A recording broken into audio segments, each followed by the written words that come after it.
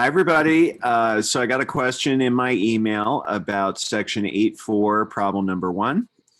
It says a simple random sample of 32 men from a normally distributed population results in a standard deviation of 9.2 beats per minute. The normal range of pulse rates of adults is normally given as 60 to 100 beats per minute. If the range rule of thumb is applied to that normal range, the result is a standard deviation of 10 beats per minute. And just as a reminder, that's because the range rule of thumb says that you can estimate the standard deviation using the maximum minus the minimum divided by 4, right? So 100 minus 60 is 40, 40 divided by 4 is 10. Use the sample results with a 0.05 significance level to test the claim that pulse rates of men have a standard deviation equal to 10 beats per minute. So first they want us to identify the null and alternative hypotheses. Notice that the claim in the second to last sentence is that pulse rates of men have a standard deviation equal to 10 beats per minute. Since that says equals, that would be your null hypothesis. And then the the alternative would automatically be not equal to. Remember that the null and the alternative need to be opposite. So when the claim is that something is equal, the alternative would be that it's not equal. So in this case, that would be choice A. All right.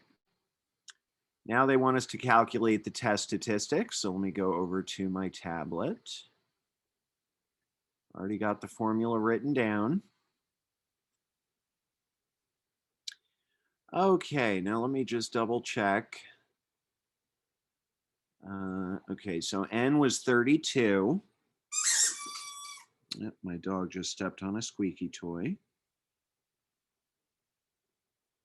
And the sample standard deviation is 9.2. All right, and then sigma would be the hypothesized standard deviation, so that would be 10. All right, so now I will crunch these numbers. 31 times 9.2 squared divided by 10 squared. Okay, and they want us to round this to 3 decimal places, so that would come out to 26.238. All right, so let's switch back to the homework.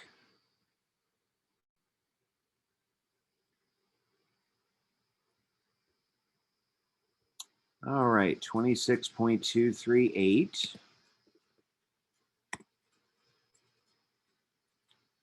Woohoo!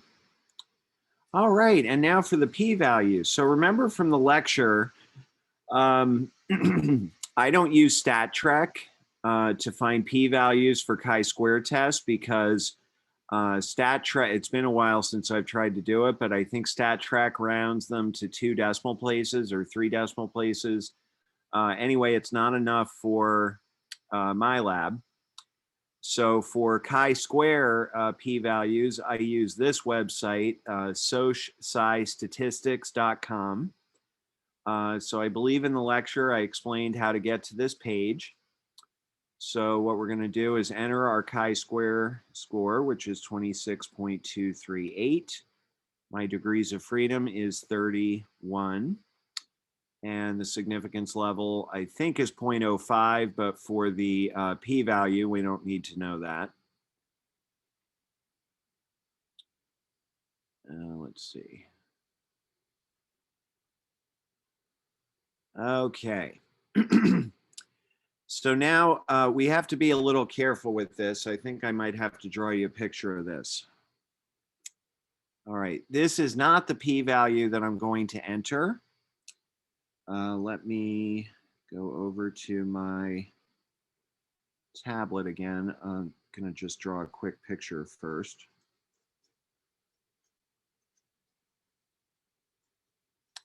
Okay.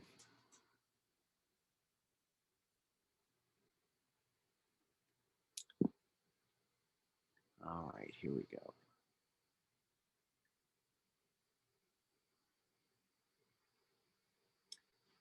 Okay, that p-value, which I didn't write down, okay, it's 70.9844. That would be the area to the left of 26.238. 0.709844.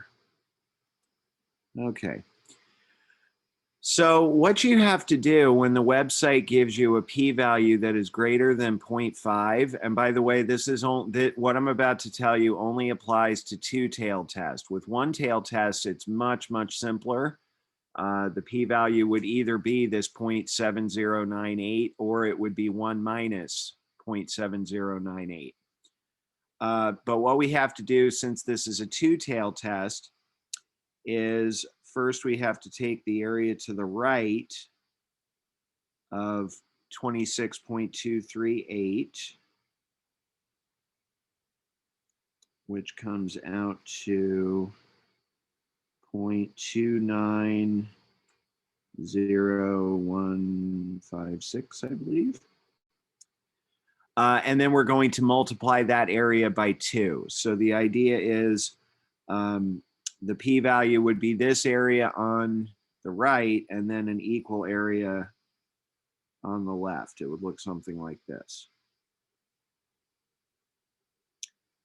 0.290156. All right, so our p-value should be 2 times 0.290156. I know I don't need this many decimal places.